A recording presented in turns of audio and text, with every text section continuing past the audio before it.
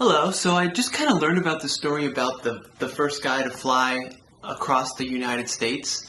Don't know much about the story, so we're going to dive into it. So let's learn about the first transcontinental flight. Is that the right term even? Let's go.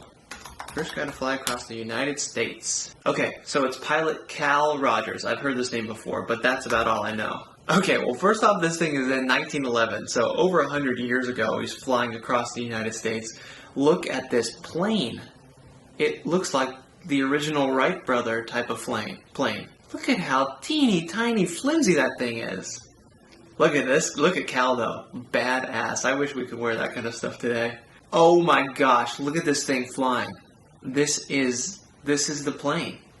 Can you imagine going across the United States in this thing? So he did this in 1911, and the Wright brothers' first flight was in 1903. And powered airplanes had only been flying for 8 years before Cal Rodgers departed on his trip in 1911. This is dicey. Okay, so he went from east to west. He left from Brooklyn at 4:30 p.m., kind of late, in 1911. He only had 60 hours of flying experience in his logbook, and he decided to do this. His Wright Flyer Model EX, so Wright brothers it sounds like, was as flimsy as a kite and could only manage 50 to 60 miles per hour with its 35 horsepower engine. Whew, that's crazy. Only 35 horsepower. 50 to 60 miles per hour. Seems like you can barely get in the air at that speed. Okay, let's look at this Wright Flyer Model EX. So the EX stood for exhibition. Single-seat airplane. I didn't even realize that the Wright brothers were producing different models of planes. I didn't know that after they made the flight they kind of went into the business of producing planes, but that's cool. That could be a future episode. Yeah, look at this, a Wright Model B. So the Wright brothers had iterated on their original invention, and apparently they lengthened the wings and increased the chord and gave it more lift and better control. This says there wasn't a single airport or navigation beacon ahead of him for his roughly 4,000 plus mile flight. I guess just because it was so early they hadn't implemented all that stuff, all that infrastructure for planes yet. But what Rodgers lacked in experience and equipment, he made up for with classic Daredevil bravado. Who wouldn't in the 1911s? Okay, so this all started because William Randolph Hearst Castle guy, awesome, had put up a $50,000 prize for the first person who could fly coast to coast in an airplane in less than 30 days. Oh, so he's got some time to do this even. The prize, which is more than $1.1 million in today's money, so pretty significant, attracted Rodgers, as it would me today. And to make the trip, he became the first private citizen to buy a Wright airplane. Well, that is pretty cool too. So he was already a motorcycle and automobile racer, but he had just learned to fly a few months earlier. After just 90 minutes of instruction from Mr. Orville Wright himself, how cool is that? Rodgers flew solo for the first time in June 1911. Oh, but then he won a little contest before, $11,000 prize, which is pretty significant, for flight endurance at an air meet in Chicago in August. So this guy is just a badass. Cal just does stuff and makes it happen. He is a daredevil with a lot of bravado. The plane didn't even have a cockpit of what we would think of as a cockpit today. There was just a simple seat on the lower wing with basic flight controls. Man, I wonder how high this thing went. There were no instruments and no gauges. You're just looking and flying this thing, I guess. But apparently Rodgers was a realist and he strapped a pair of crutches to the plane. They would come in handy more than once during the journey. Cliffhanger. Oh, so he knew he couldn't fund the trip himself, so he went looking for sponsors. He would be looking at Red Bull today for sure. I guess because they would need spare parts, wings, and a crew of mechanics and support staff. That would make sense. That ended up filling a 3-car train.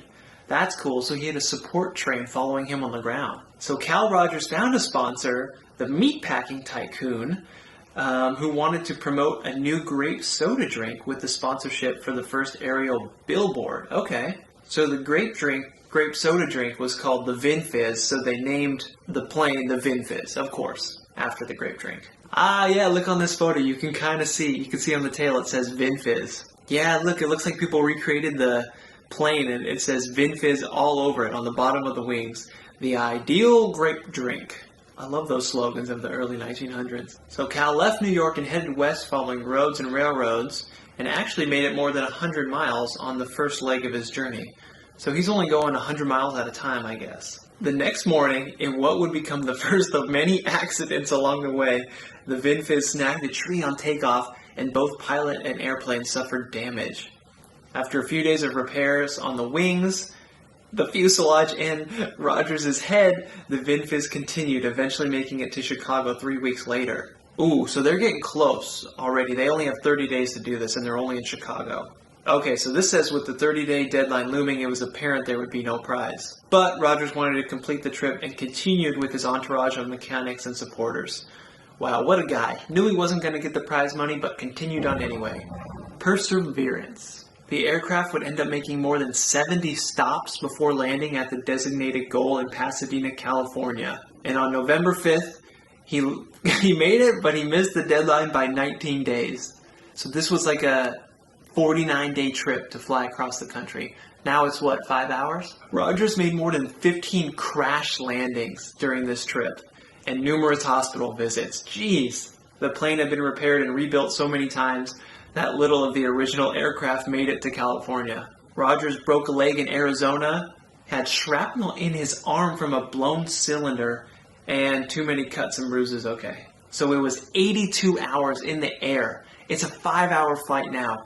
82 hours is what it took him in the air, not counting all of its crashes and time in the hospital. But they completed the first ever crossing of the United States by airplane. That is pretty cool. More than 20,000 people gathered in Pasadena to witness Rodgers and his plane finish their flight. Yeah, that would be exciting to see. Oh my gosh, months later, in April of 1912, Rodgers was performing a test flight in Long Beach where he encountered a flock of seagulls, not the band, a real flock, and one of the seagulls hit the plane, fouling the controls. He crashed into the water below, and unfortunately this crash was more severe than the dozens he had experienced before, and he died from a broken neck at age 33. Oh, dang, that is so sad.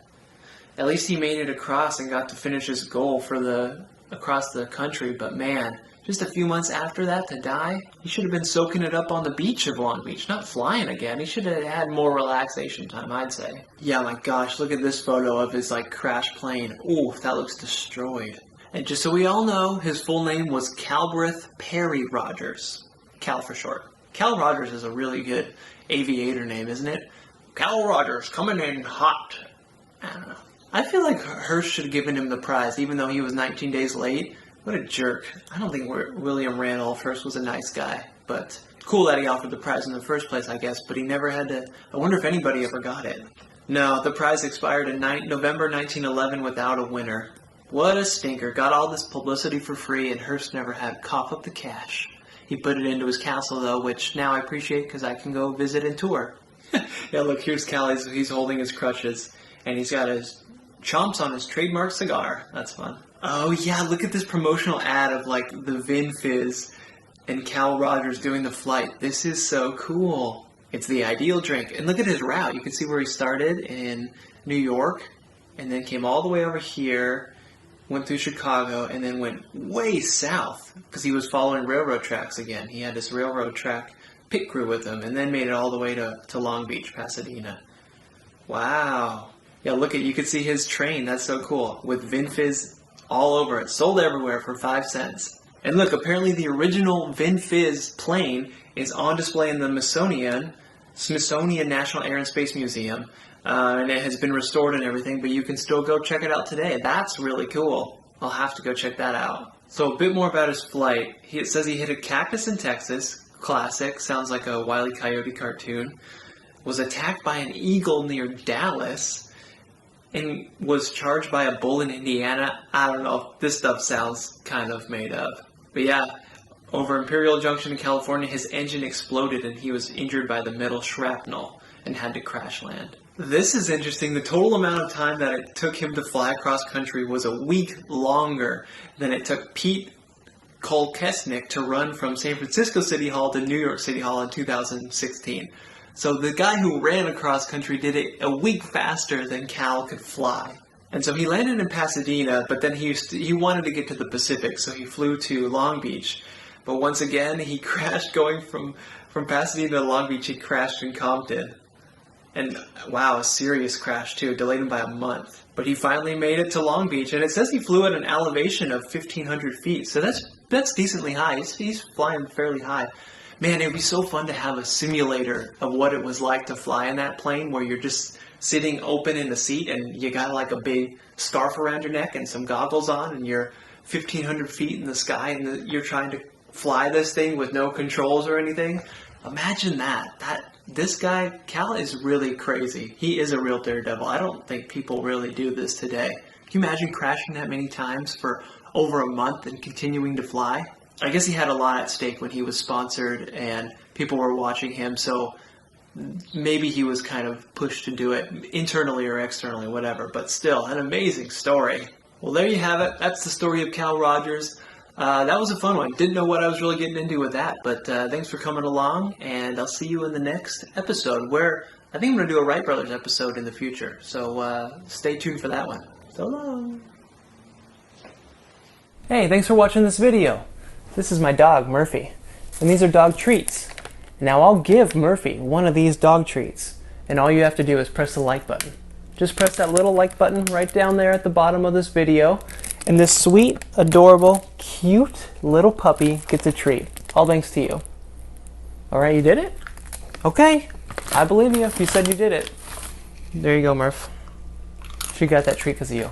Now, I'll eat one of these treats, and all you have to do is click that subscribe button right there, pointing to it. Just click that subscribe button, subscribe to Curiosityness with me, Travis DeRose. Get lots of good video, and I'll eat this treat. Alright, you did that too? That's not very good. Bro, I'm not very good.